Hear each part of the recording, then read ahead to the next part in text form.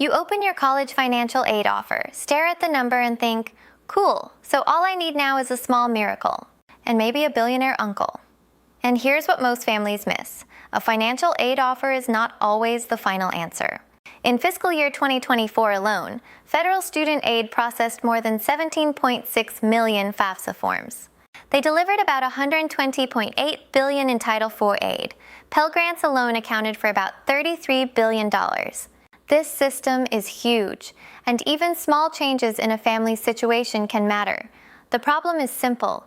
FAFSA often uses older tax information, but real life does not politely wait its turn. A parent loses a job, work hours get cut, medical bills pile up, parents separate, housing becomes unstable.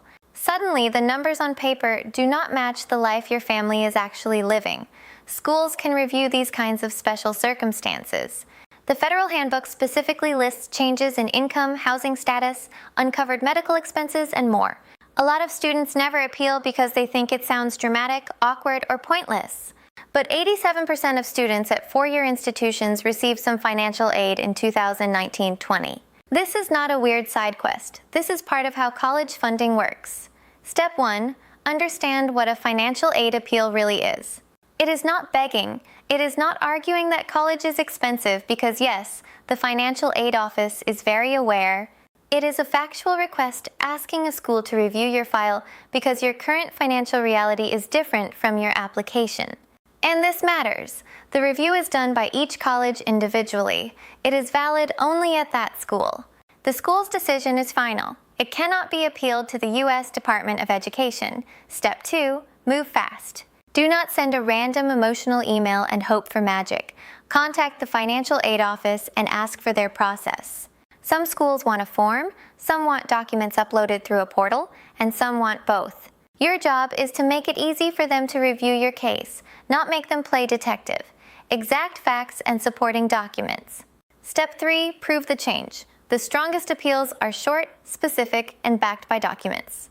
Think termination letter, unemployment statement, recent pay stubs, medical bills, insurance statements, divorce paperwork. Not vibes, not things have been hard lately. Hard may be true, but documents win.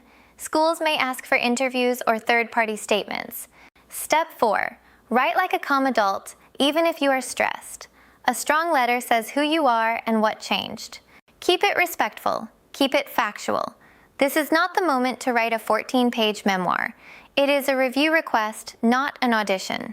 The guide shows sample letters for job loss, medical expenses, and divorce, exactly the kind of structure students should copy. Copy and personalize it. Picture this. A student gets admitted to her dream school. FAFSA was filed when her parent had full-time income. 2 months later, that parent is laid off. The aid package arrives based on the old numbers, and it looks impossible. She sends a short appeal letter, includes the termination notice and updated income information, and asks for a reconsideration. That is the key shift. She is not asking for sympathy alone. She is showing that the original data is now outdated. That is exactly what professional judgment exists for. So here's the takeaway. If your family's finances changed, do not assume your first aid offer is your only offer. Ask, document, appeal clearly. And if your situation is not just financial, but you cannot safely contact a parent, ask about unusual circumstances too.